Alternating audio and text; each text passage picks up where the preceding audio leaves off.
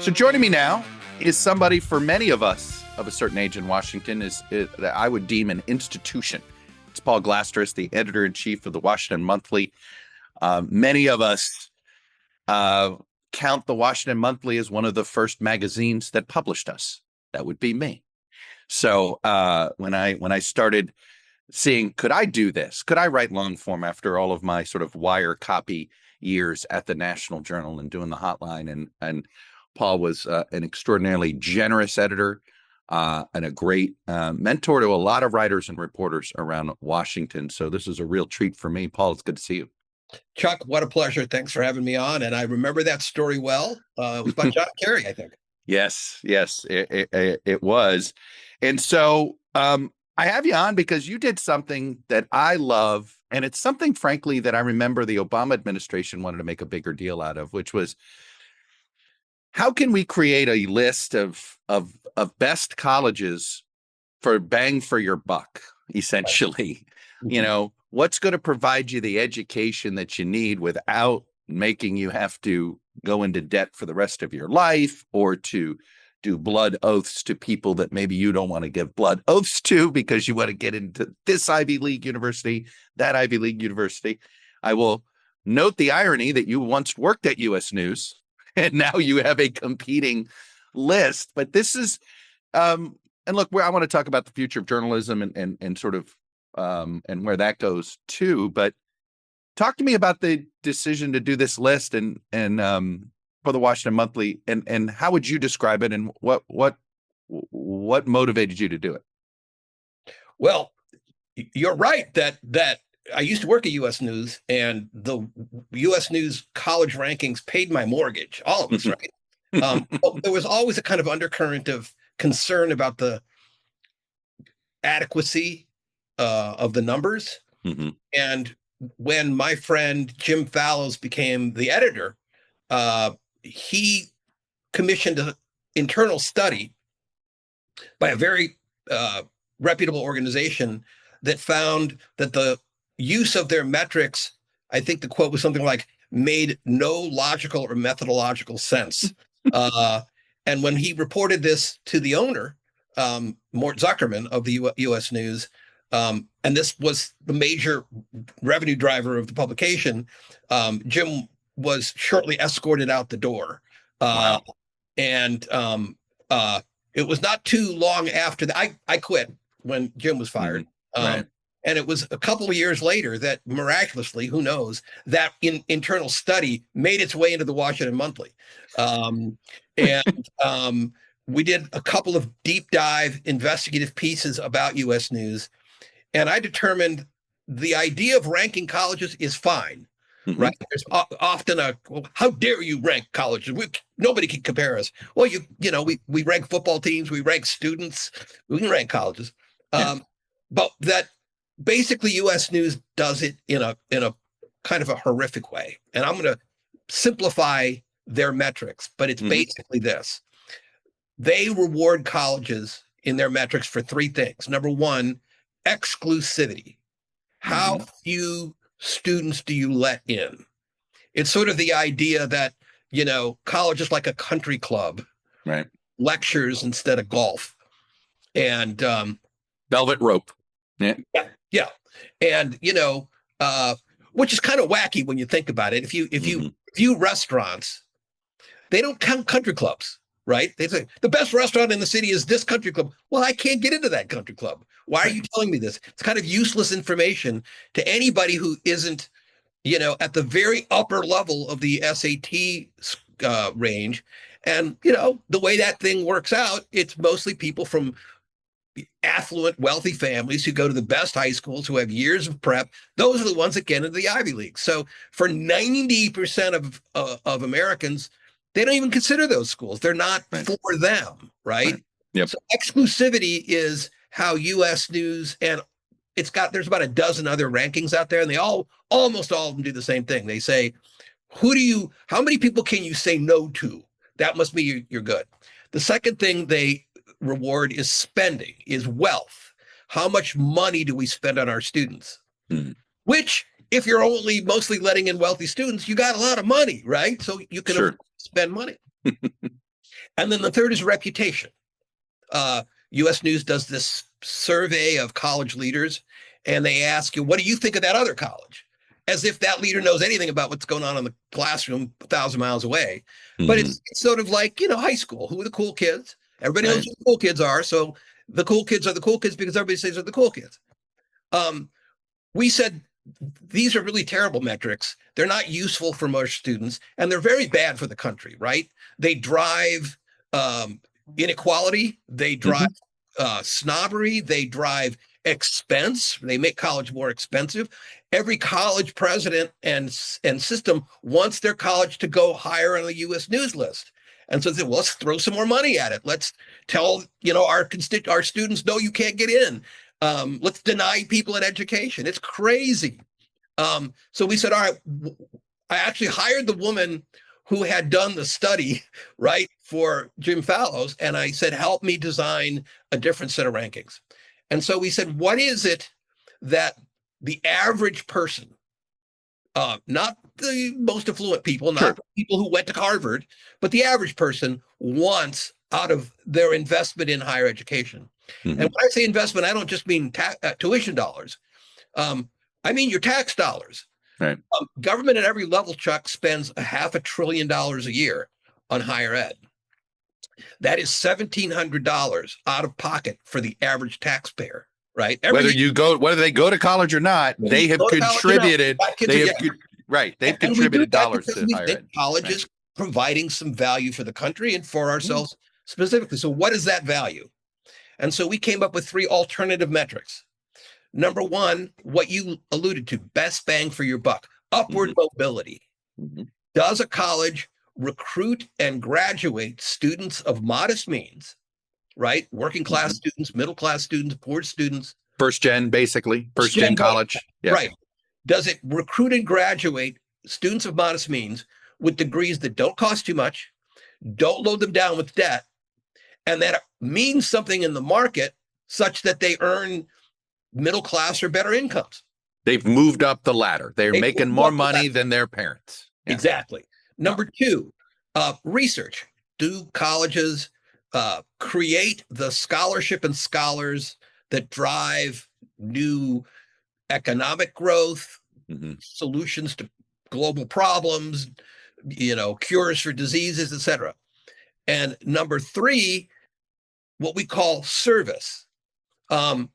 Open up the mission statement of just about any college, and there's going to be a sentence in there that's saying the point of this university is to educate young people to take their place as engaged members of their democracy. So we're the only ranking that holds schools to account for their own mission statement in that regard. And so a school gets extra points in our ranking if they have a robust ROTC program, serving in the military, if students go on into the Peace Corps, if they are friendly to people financially who serve in AmeriCorps, if their voter registration numbers are high and they do what they need to do to make voting easier for their students, if they use some of their work study money to provide community service opportunities rather than just free labor for the college, that sort of thing. And so when you put those 3 things together, you get an entirely different ranking. All the other rankings, it's all the top 30 are all the colleges that are always there, right? They almost never change. Harvard, MIT, Stanford, maybe a couple of states. Well, they freak out if they lose a notch or 2. Yeah. I mean, you hear about it. I mean, I think Georgetown got all freaked out that they went from 25 to 27. Yeah. And they're like, oh my God, the sky is falling. No, this is huge for these colleges. And again, so you go to the top 20 or 30 and they're all schools most people can't get into, right? They're all country clubs. And look, elite schools, they do a good job. I wound up, transferring to one and got a elite degree after going to a state school. More power to you if you can get in. You'll make a lot of money. You'll have a great network, but most people can't, right? That's the point. So the top schools in U.S. News this year barely budged. Right. The top 30 schools in Washington Monthly, half of them were these elite schools. Al and Duke and your Rices, your Vanderbilts, they're yeah, on there. I was looking at the South, but then you got a school like I was just looking, right, the number one school in the South for best bang for your buck and the number one liberal arts college is Berea. Yeah, it's the number one school among 1,400 colleges that we rank. I mean, nobody would have had that. Where's Berea in the U.S. News ranking? Oh, I mean, if you off to the side in some side ranking, they probably give it, some lip service. But we're the only ranking in the country that says Berea University in Berea, Kentucky. Berea, by the way, Berea, excuse me. Yeah, no, we're both is the number one school, and why? Because they do an astonishing job of providing a great education to students of modest means. Most of their students, 99% of their students, by the way, are on Pell Grants. That's the federal grant. Where is Berea? Berea is in Berea, and it's, 75 miles from Lexington, if that puts you in the... So it's in that side of Kentucky. Yeah. Right, Lexington side. Yeah. Okay. And almost all their students are from the Appalachia. College was founded in 1855 by abolitionists. And it was the first college south of the Mason-Dixon line to educate both blacks and whites and women. And for more than 100 years, it's had the aspiration to charge no tuition to anybody. And they don't quite get there, but the vast majority of the students pay little to nothing. And they do that. How do they do it? Yeah, it's fascinating. We do a podcast and I interviewed the president. Cynthia Nixon is her name. Not that Cynthia Nixon. Yeah, right. Yeah, a difference. I think that's her name. Very bright woman. And she explained it to us. Number one, they're a federally designated work college, meaning all of their students get work study money. So, and then some of that money goes to pay their tuition, and some of it goes in their pocket. Number two, and really the biggest reason is for 100 years they've been building a endowment through small donations that's now like $1.5 billion. Wow, they just are really smart investors, huh? Smart investors, and if you start 100 years ago and you keep going, magic of compound interest. Yeah. And instead of like using it to build sports stadiums or endow, or beautiful dorms, right? Yeah. That becomes the arms race at these universities for dorms that look like Midtown Manhattan apartments. Exactly. It all goes, or not, the bulk of it goes to keeping costs down for students. And then the students, it's a selective-ish university. Not everybody gets in. It's not like Yale, but it's a academically rigorous institution. And when you go look on the student reports, it's like, wow, I'm working my tail off here. But when students leave, they earn $5,000 more per year than their peers, their demographic peers who go to college. So, that's just our idea of a great school. And if you look at like just the top five, the highest ranking elite school is Princeton at number 5. I think Harvard's down at 26 or something. But above Princeton are 3 campuses of the California State University system, including number 2, Fresno State, which I'm going to guess most of your listeners and viewers don't know much about it, or maybe have never heard of. But it shows up on a Saturday night in college football. It does. The Bulldogs. Right, you do see that. Yeah. But they are a fabulous institution. They charge very little. The students come from that Central Valley of California, many of them from very poor backgrounds. The president of the university grew up working on a farm in the area. The students, when they graduate, tend to stay in the area. They don't jet off to New York and work for a hedge fund. And some of them go back to work for agricultural companies where, as children, they pick crops. Right? Interesting. Yeah. That is upward mobility, my friend. Right? And so, these are the colleges that are really the ones we should all elevate and try to support. And unfortunately, they are underinvested in. They don't get anywhere near the money that schools that cater to the wealthier students get, and it's kind of a crime. It's interesting if there's a pattern, loose pattern that I've noticed. A lot of colleges, meaning these are schools that don't have graduate programs, right? In many cases, they are just focused on the 4-year. I assume that's not a coincidence in how your rankings work. That these colleges that are just focused on that are not worried about, because many universities, it is the graduate programs that pay the bills, right? In some ways, undergrad is a loss leader. And so, do you get a sense that those without the graduate schools, without the post-grad, whether it's med schools, law schools, et cetera, that it sort of concentrates the administration on running a better 4-year undergrad system? I think there's a lot to that. There are tiers of universities that are classified by an institution called the Carnegie classification for institutions of higher education.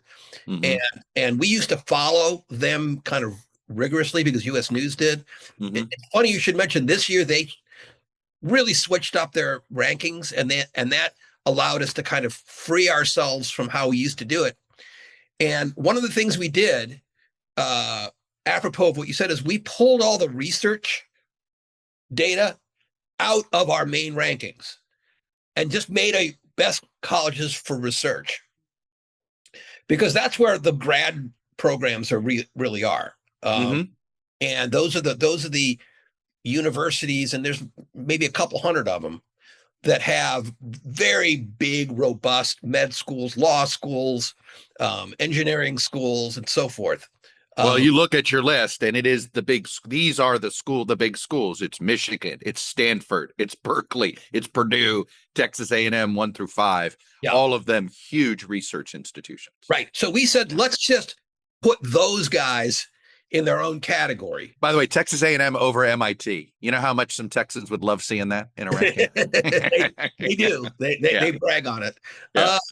And not to get too political here, but these are the schools that the Trump administration is really going after. It's cuts to research grants. One of the things we found in doing this exercise, and it's in the story, is that sure, he's gone after the big research universities in blue cities and states. The Ivies, yeah. But the ones that are also being hit, there are a lot of big research universities in red states and in rural areas, and they're getting hurt. And it's like a lot of Trump administration policy. It is aimed at his enemies, but it winds up damaging his base. Oh, there's a whole, Paul, I can tell you this. There's a whole bunch of lobbyists making money right now off of universities who've hired them to say, hey, get us off this target list. Yeah. We're not, what I don't think he mean, and what you find out, I happen to know of one very public university that's having some success doing that, because they got, as you just said, they lost some stuff that was aimed at punishing a Northeastern school. Right. And it ended up punishing this Southern big state school. Yep. And that wasn't the intent. No. And so just like the farmers, they're trying to create carve-outs now, which of course just gum up the whole works. Yeah. No, and it's a politics, Chuck, that we've never seen in this country. No. Never. As you know, weaponizing college research, right? Like that's another level. Specific targeting of your political enemies on funding that was never intended to be anything but given out on merit, right? Given out, and not even really political stuff. I mean, whether it's health funding, whether it's research. I mean, this is stuff that is arguably for the masses. Yeah. So I hope that people take away from our rankings. I mean, I think our rankings resonate at this moment because there's so much fury at higher ed, and the fury is in all directions from all quarters. And a lot of it is political and partisan, and I think, maybe has grains of truth in it, but is also, kind of hypocritical. People, I'm furious about elite universities and college in general, and absolutely desperate to get their kids in there. But part of the fury is real. Is it costs a lot of money now to send a kid to college or send yourself to college. I mean, real inflation adjusted spending for 2-year schools has nearly doubled since 1994, and more than doubled for 4-year schools. And, people are saying, is college still worth it? Well, you go to the Washington Monthly, you see hundreds of colleges that are really very much worth it. But in general, a Toyota is a great buy at $30,000, Corolla or whatever. At $150,000, it's not worth it, right? So until we can get the cost of college down and improve the quality, because a lot of colleges are just not delivering quality, you're going to have this fury, this distrust. There's a reason results matter more than promises. Just like there's a reason Morgan & Morgan has become America's largest injury law firm. For the last 35 years, they've recovered $25 billion for more than 500,000 clients. It includes cases where insurance companies offered next to nothing, short of shortchanging, seeing if they could get away with it. And Morgan & Morgan fought back, and they won millions. In Pennsylvania, one client was awarded $26 million. It was a staggering 40 times the amount that the insurance company originally offered.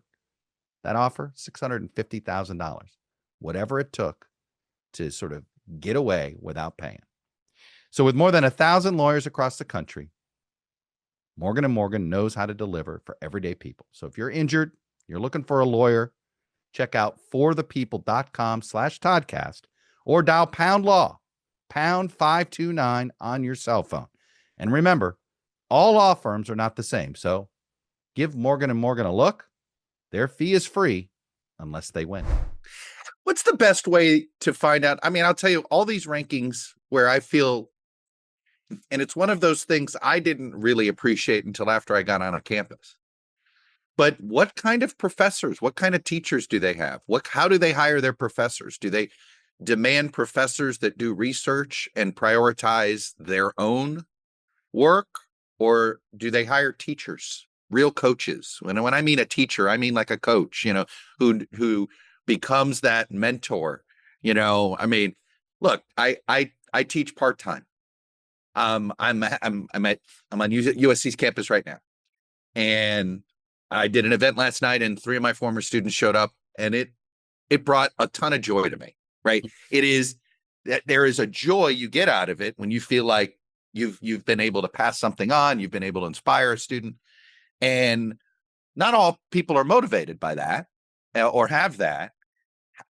Is there a way to measure what kind of, because you look at a resume of somebody, wow, what a great resume, but you have no idea if they're any good at being a teacher and they know how to be a coach, that sort of mindset. Is that researchable? Is that rankable? So we've really struggled with this. And there is some data that you can use to measure the quality of student engagement, quality of teaching. But we are sufficiently doubtful of it to not, and we've written stories about it.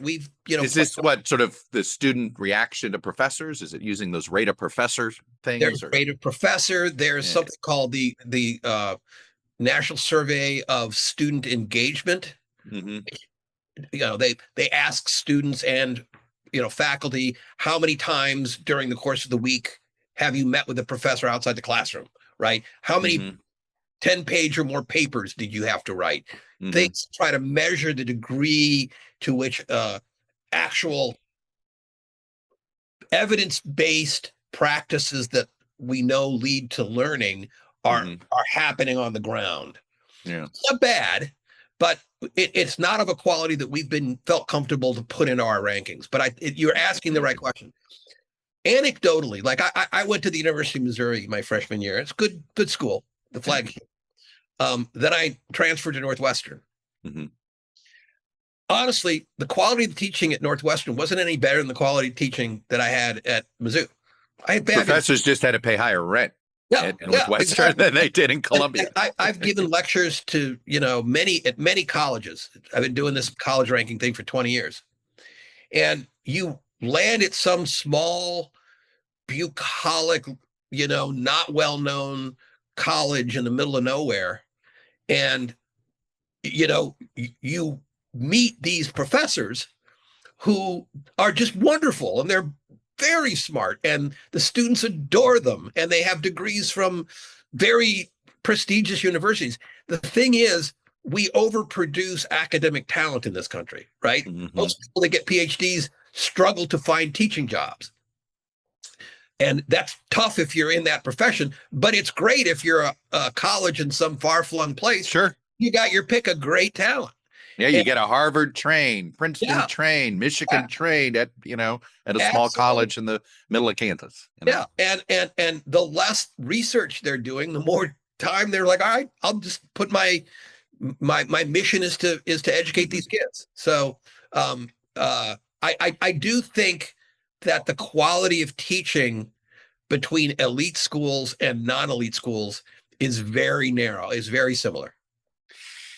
So one of the challenges that's coming, I say this, I serve on a board at GW, so I hear these admissions concerns, meaning it's the so-called demographic cliff that we are at the beginning of.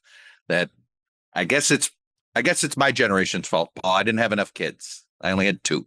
Yeah. Right. We didn't have you did your job. Two. I replaced. Right. We replaced. In this environment, I'd had 2, and we can pat ourselves in the back. So, but I look at a lot of the colleges that made the rankings, and I know many of them are financially strapped. And I think there is going to be in the next 10 or 15 years, we're going to see colleges. I have a friend of mine who is the former, somebody, Hobart, who worked in the Clinton administration. Yep. Back in the day. And I remember, Mark Guerin. Right? Mark Guerin. Yeah. Great guy. And I remember Mark telling me this 15 years ago when he was at Hobart, and then he left and then he came back, that there's real financial challenges for these smaller, basically the schools that performed best in your list. Yeah. Berea sounds like they have a good endowment. Many of these smaller colleges do not. And if you take away international students and you take away some of these things, there's going to be some good colleges that go bankrupt in the next 10 years that just disappear. What are you sensing? Have you been able to pick up on how are some of these smaller colleges trying to survive in this tightening financial climate? Well, I'll add one more piece of news for you. In the big, beautiful act that got passed, there is statutory language that is saying colleges that don't demonstrate bang for the buck, that don't demonstrate a good return on investment, will eventually get cut off from federal financing. So there's going to be, in addition to it's an interesting reckoning. Yeah. And honestly, the Washington Monthly has been calling for something like this for years. Whether this bill got it quite right, we can debate, but the spirit, you like the spirit of it. Look, I remember the Obama administration couldn't get anything passed, so they decided they were going to put out their own best bang. It never really took. You remember that? No, yeah, and they were going to make it a ranking, and in the end, they said, no, we'll just put out the data. You and I both know what happened. You and I both know what happened there. So many of those, they all had connections to some higher institution who was like, don't you rank us? Yeah. Don't you do that? Exactly. Yeah. They went about as far as they politically could, but so if you look at our 1,400 plus schools and our best colleges for your tuition and tax dollar ranking, we've talked about the good ones, the great ones, Fresno State and so forth. There's a lot of colleges down below that really should disappear, huh? Or they're kind of scams. They need some radical reform. They charge too much. Their students don't make that much money. They don't graduate at the right. They're almost predatory. Now, well, let's name some names. What's one that people might be familiar with? But Liberty University, right? Oh, yeah. Just a terrible college. Tulane, right? People think kidding. Tulane is a terrific college. Yeah, my kids loved That was on the list. At least by our reckoning, right? I'm sure if you're, Yeah. it has its, but so there's a lot of schools you hadn't heard of, a lot of, the art schools and the music schools where, students go knowing they're never going to make any money. Berkeley School of Music Yeah, in Boston. exactly. One of those very expensive and selective, and no guarantee you're going to make it. I Right. remember, look, Because I was a that's the industry you're in. I was a musician Is that who, right? yeah, and I did get a music scholarship, but I remember toying with Berkeley and thought, man, I'm not that's a you're going for the dream, and literally it's 1% that make it. Exactly. Yeah. But so there are a lot of towns kept alive in part by their university. And those are the places my heart goes out to. Because one of the great things about the American system of higher education is it's dispersed. It's all over the country. And, you think of every European it marvels at this. Yeah.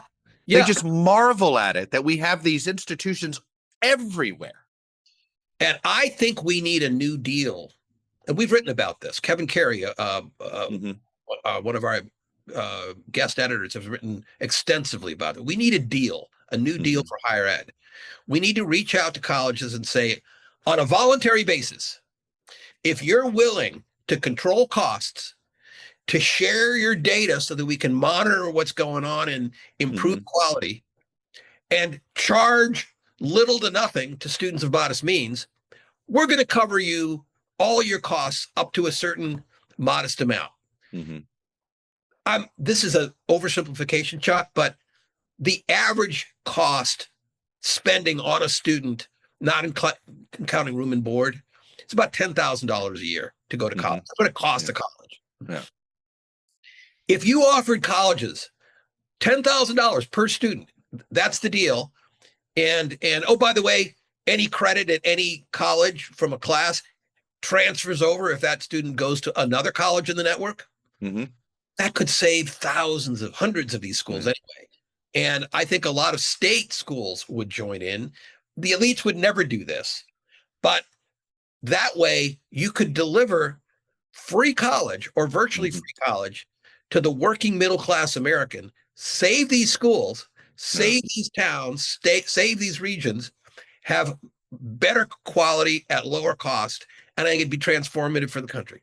Well, look, I mean, and I can already hear you essentially making this pitch so that left and right both could embrace it. Absolutely. Right? Which is as much as to save these rural towns that do love it's funny, there's this sort of war on higher ed on the right, but locally they love, it's like, frankly, it's like you're a member of Congress. I can't stand Congress, but I like my guy.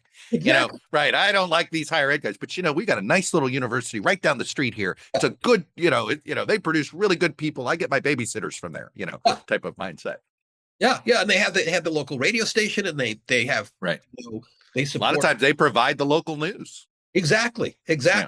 And there are a lot of these regional public universities, the Fresno States, the Northeast Missouri State or Southeast Missouri State, these colleges that are known regionally but have no national profile. That's where most people get their BA degrees, right? And they're underinvested in. I think they get about $1,000 per student less than the flagship universities in those states. And maybe half or a third of what gets spent for these elite schools. Yeah. And they're doing the yeoman's work. They are the engines of upward mobility in this country. If we had a conversation in the early 90s, the question, I would have assumed back then that we were going to get what I call mandatory 13th and 14th grade, meaning that the first 2 years of essentially community college was going to be free. Yeah. That it was going to be available the way essentially we were going to extend public education 2 more years. It seemed inevitable. It's where I remember, one of the smarter strategic things that Bill Clinton did in 92, I remember, was prioritizing campaign events at community colleges. Yeah. And it was just, why do you do that? That's where the people are. right? Like it was and he was making an economic argument. And what better place to do that where people are looking to make it to the middle class than there? Yeah. Um, and he took began the process of getting the banks out of student financing because they were making a boatload with no risk and making it something college could offer directly. No, he was absolutely right.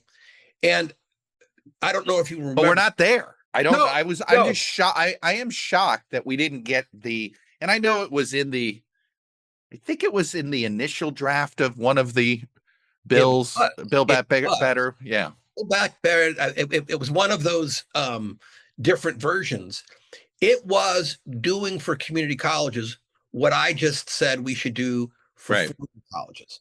It was basically a set of funding and regulatory offers that said we're going to make community college free in America. And it came very close. No Republicans voted for it. I think Joe Manchin voted against it.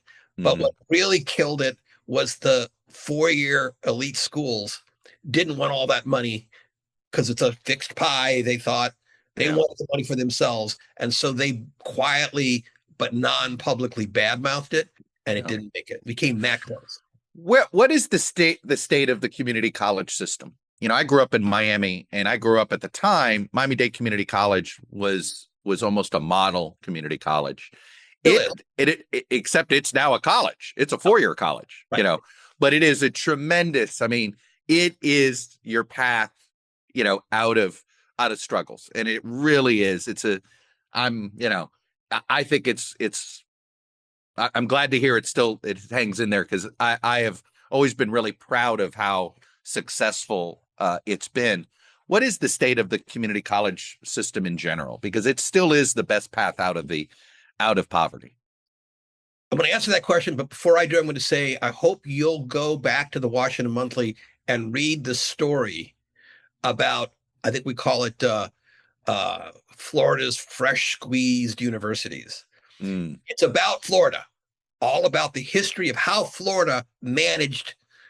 When you think of Florida, you don't think higher education, right? No, and I've always been personally frustrated that Florida doesn't have a UT system, a SUNY system, or the UC system. And it's been they toyed with it a few times, but they never quite built those type of systems like Texas and California, New York. I invite you to read the story because what Florida doesn't have is Harvard level prestige schools. Florida's a good school, but nobody thinks of it as elite. But the system that they do have is more like UT or the California system or the New York system than you realize. And I'll give you one example. First of all, the end result is you can go to Florida and go to a four-year school, and the Florida schools do extremely well on our rankings. By the way, they did really well in the U.S. News rankings this year too. Yeah, because they are a good price. Yeah, they are a very good price, and that is engineered into the Florida system. And to give you one example, in the 1960s, they passed a system whereby every course at every public university in Florida had the same course number. And if you pass that course, you pass that course at any other school in Florida, right? As you may know, when you go to community college and you take English 101 and then you transfer to a four-year school, the four-year schools likely to say, we don't think that the quality. No, but you're right. In Florida, Santa Fe Community College, which is next to Gainesville, it's automatic. TCC, Tallahassee Community College, automatic to Florida State. All that stuff, all of it, yeah. So Florida has more, as I think, a percentage of its students getting the first 2 years at a community college and then transferring than any other state in the union. Well, it's more affordable. Look, if I didn't get a scholarship, that was going to be my path. Yeah, you do the 2 years and then transfer because it's a more affordable way to get a four-year degree. I got a son, at Montgomery College on and off. So it is a great way. And to answer the question, community colleges benefited some in this big, beautiful act because they're going to get, they freed up money for short-term certificates. These are certificates that you can kind of trade schoolish type of, right? I mean, they do trade school stuff as community college. That's where most trade school stuff happens. Right. And people don't quite get that, but it's been the case for decades. Mhm. But these are usually the federal government won't give you a Pell Grant if it's not at least a year-long program or 2-year-long program. This is for 6 weeks, 8 months. I forget what the time frame is. We'll see if it works because there's a question of quality, but this is a potential gusher of new funding for community colleges. But community colleges like four-year, there's just a vast range of quality. Some of them have very low graduation rates, some of them much higher, even holding demographics steady. Some of them are well supported by their regions and states, some of them not so much. So it's a wide disparity is what you're saying. There's not a consistency to it. Huh. Correct. And there are some states that just don't have a lot of community colleges. So they are fantastic as an institution. We need to do more for them. We need to ask more of them. But I completely agree with you. They are the working end of higher education. Wow. And you talk about community connection. I mean, we had the way the Miami-Dade Community College has multiple campuses all around Dade County. And those campuses also served as sort of host for community events. Yeah. You might take a yoga class there. You might take a quilting class there. Because they had to make money, right? They would offer sort of classes, not for degrees, but just sort of community interest classes to, make a couple of bucks to support the education part of things. And the partnerships you find between community colleges and employers. Oh, yeah. You find these at some of the regional public universities too, but even more at the community colleges. If you're an employer, you're, an airline, right? And you need people, you work with the community college to structure your classes right, such that they're getting the certificates that they need to then work, in the logistics part of your airline or in the accounting or whatever. And, maybe they have a paid internship program. So that's where a lot of that academic to employment connection happens or doesn't happen, again, depending on the leadership and the quality and of the community college. Well, look, I want to pivot now a little bit to sort of where the state of journalism and nonprofit, for-profit, all that stuff. But I will just say, I mean, I think this is what I call service journalism. And it sort of gets at something that I think is overall missing in the conversation that we're having about the future of journalism. And I think sort of where we lost our way collectively, which is just this. There's not enough service journalism. Mm-hmm.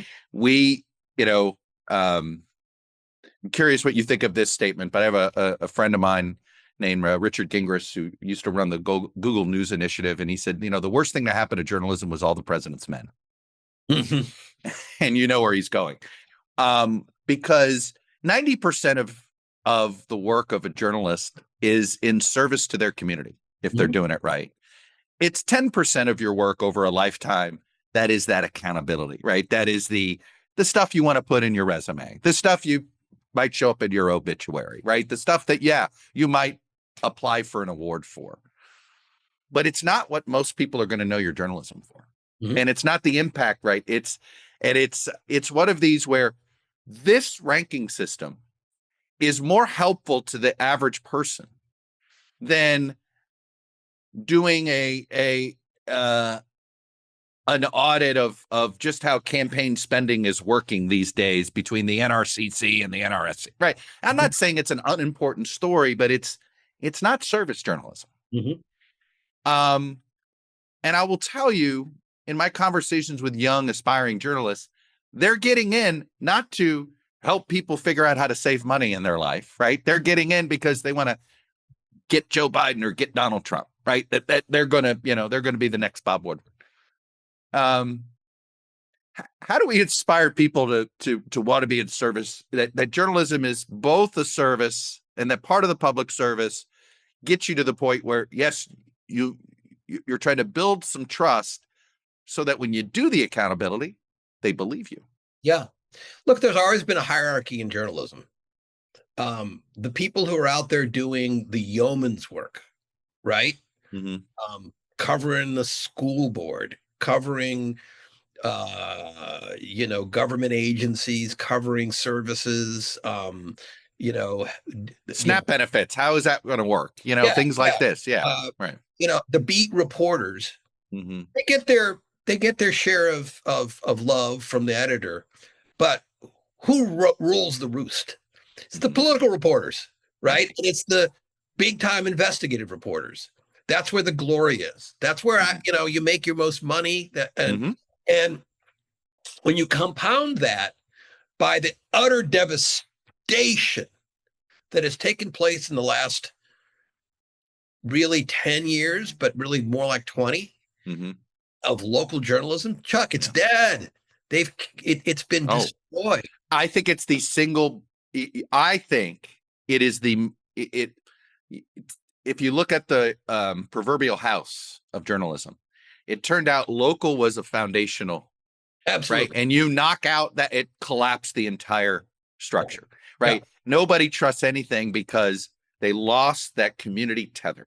Yeah. And that turned out to be the single most important connection we had with the public.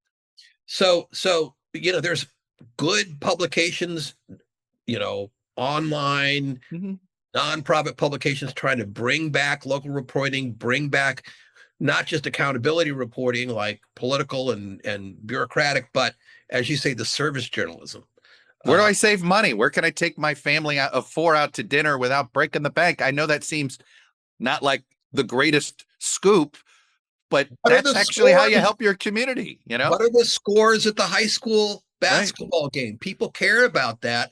And, you can't just get the data. There was a game there. Somebody tell me what happened. Weather, best drives within 3 hours of my town. I mean, there's 1,000 things that people want and need. But again, the economic underpinnings of that kind of work have disappeared primarily because of Google and Facebook. And, there's other reasons for it, but it is primarily the advertising dollar has been hoarded by the Silicon Valley platforms. And without advertising, it is really hard to make it in this business. And I've run a publication that for a while was doing very well, producing online content that was supported by advertising, and then it disappeared. So I've lived it. And you don't even know why it disappeared, right? Because they never were transparent about how the algorithm worked, right? Correct. But we, in a general sense, we know, right? They monopolized. I mean, Google has lost an antitrust case this year for monopolizing the ad tech infrastructure, and they, the connection between readers and advertisers at the local level has largely disappeared. There's still some, and I think it can come back with the right policies, but boy, it's tough out there. And anybody doing local service journalism, I agree with you. My hat's off to them. Well, it's interesting. What I've discovered. I mean, I'm trying to throw myself into this issue a little bit, and working on a few projects of is it possible to bring back to create a for-profit local news environment? And what you do find is, who else hates the Google ad network? Local businesses. Yeah. They don't like it either. They prefer a personalized connection. They prefer to advertise in an entity that they know, rather than this quote unquote programmatic advertising, et cetera, or you just sort of find people that stumble upon your stuff. And I do think that, but I don't know whether you can do this without the help of government. And I'm torn on it, because I don't know how much we want government involved. So there's two ways government can help. Government can, and philanthropy, right, can underwrite some of the costs, or government can change the rules of the marketplace from the ones it wrote yesterday or 10 or 20 years ago that destroyed the ad dollars, Right. to new ones that bring the ad dollars back, right? Yeah, you can incentive, there is some work being done on the state level trying to, you might give a tax break to a local business that advertises in a local publication. Yeah, So it's not yeah, a direct subsidy to the media. It yeah, actually, you're helping the small business. So yeah. Or frankly, you it's a give it way back. to, right. It's a way to make it a bipartisan idea, to be frank. Yeah. Well, I hope you know the work of my friend and maybe yours, Steve Waldman, the Oh, great. well, it's Steve. Yeah. Okay. Yes, it's Steve's work. He's It's been, Steve's work. yeah, he's He been going legislature by legislature making this argument. is Yeah. he's on my board. He's one of my best friends. Mhm. His organization is Rebuild Local News, and I think he's making real progress in this.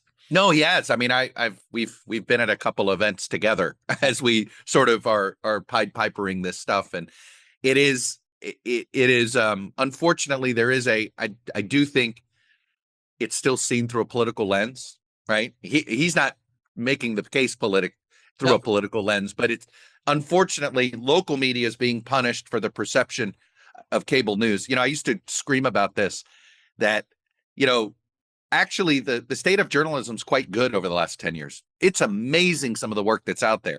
The problem is our curb appeal, right? The most prominent news organizations were the three cable channels that really gave journalism a bad reputation. All right. I'm not going to sit here and say one is bad. I'm not going to get into that. It just, the opinion debates drove the perception of all journalism, and it really harmed local more than anybody else. yeah. I think that's right, and I think what happened is, when I was a kid, when you were a kid, I'm a little older than you. You lived in a medium-sized city or a small town or rural area. My parents, I grew up in St. Louis. They read both the St. Louis papers, and you were getting a lot of local news, and you were getting political news. If you had a sizable town like St. Louis, you had your own reporters in Washington. Yeah. Covering the industries, covering government, but through the prism of somebody that lived in St. Louis. yeah. So, right, and that is really important. It's important to know what the it was localized national news going to do to the rivers, right? And so right. The best guy covering the Army Corps of Engineers was a St. Louis Post-Dispatch reporter. But every town in Missouri, was carrying AP. They were carrying Post-Dispatch reporting, and then they were doing local reporting. And a lot of those small towns, they were very conservative editorially. Sure. Right. But the news that they were covering, the national news that they were covering, was whatever everything, was kind of everybody else reading differences from writers, from AP, from right. the New York Times, and it was all checked. Those small towns no longer have national news, right? They can't afford it, and a lot of them just disappeared completely. And so, where do people in small towns get their news? They go to Fox, right? Or maybe they go to MSNBC, and that's not news. I mean, they're getting bits of information, but in a package of partisanship. No, and it's so, in some ways, when you're trying to salvage local news, people look at it. Yeah, but do you have an agenda? Right. Yeah. Like that, they've been convinced that if the media is manipulated, it must be up and down the entire ecosystem of media, not just on the national cable side. But I'm really fascinated by what you said, Chuck, that businesses want a relationship with their local customers. If you run a hospital in a, rural or small town area, all of your business or most of it comes from the region. Right. If you run an HVAC company, if you, a grocery business, you need that relationship with the local, and the local papers aren't there to provide it. And I think there's an opportunity there. I do too. Following that trail of my friend. No, I am. And look, I'm a huge believer that look, as I joke, a man named Craig decided classifieds ought to be free, yada, yada, yada. The entire local news industry got destroyed. It hurt big. But I still think that it's possible local sports and even youth sports below high school could be the connective tissue that starts the rebuilding process. It may not be the elixir. Might it be as helpful as classified advertising is, but boy, the one I just look at it as what can bring red and blue together? Kids, right? Yeah. And we love sports in this country. And now sports is going to be a pipeline to college more Yeah. than ever before, right? Yeah. With the variety of, with this NIL, we're making we're sort of, it's possible this new world of NIL and sports might actually expand the opportunities of people paying for college with sports, the way, frankly, the arts were used to pay for college, previous generations. And maybe that's a good thing. Let's hope so. I know. I'm not going to sit here and say it definitely, but it's possible that this is a hand up the ladder, not necessarily, I'm not saying some universities aren't going, what we're seeing in college football is a little insane, but if you go to that next level down, it's really serving as an opportunity for young women. Yep. In ways that we've not seen before. And the Silicon Valley keeps throwing punches. Yeah. And right now, what's happening to local news is their content's being scraped by AI, right? I know. And there's a pretty fascinating movement happening with a company by the name of Cloudstream, I think it's called. You may have read about it, where they host media sites. They host all kinds of sites, and they give you the ability to say, I don't want AI scraping my site. And you don't have to do anything. It's done automatically for you. Right. Well, that's got the AI folks freaked out, because the inability to have real-time, fact-checked information in local areas turns AI into mush, right? They've already scraped all the old stuff, and so they've got a lot, but things change, right? Downtowns change, roads change, people move. Right. And if you can't get that information, and that's what the local, press has, so they've got more leverage than they think. No, it's look, I'm not, I'm one of those who just views AI neutrally.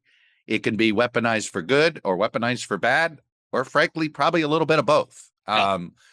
We just have to be smart about how we use it as a tool. 100%. Yeah.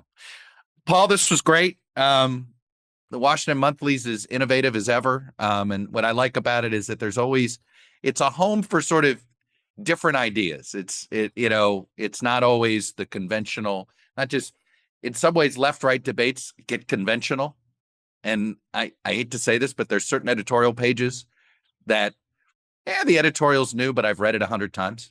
You kind of know where they're coming from, and they play on a different version of the same song. Yeah. I mean, you do seem to have what is it that makes a Washington Monthly story that doesn't make it into the Washington Post? What would be your, what's the secret ingredient in your mind? We're not afraid to put the same reporting energy into figuring out solutions as sleuthing out problems. And conventional journalism, the opinion section may have a piece or two on some new policy idea, some new way out. Right. But mostly they feel that that's not their job. No, let me find problems. Yeah. Let me find problems. There's no politics there. But solutions have a kind of political valence, or they might. Right. And we do this 24/7. That's what we do. We're more guided by figuring out how to fix things than sleuthing out. I mean, obviously, one of my colleagues says, that the problem with the Monthly is we provide solutions to problems people don't know they have. There's not much of a market for it, but and I think that's the big difference. Yeah, no, I know. It's like, I think one of the big solutions to some of our political distrust is to expand Congress. Yeah. Many people don't think that's a problem that needed to be solved. I've had a hard time getting lay people to see that right away. And it's like, just, but I take your point, and yet, a lot of times what you read today in the Washington Monthly will be a solution that government eventually agrees to in about 5 years. That's how it works, and we have a long record of that. Yes, you do. Yes, you do. But you recognize it. Paul Glastris, always a pleasure. Thank you, sir. Great to see you. Thanks for having me on, buddy.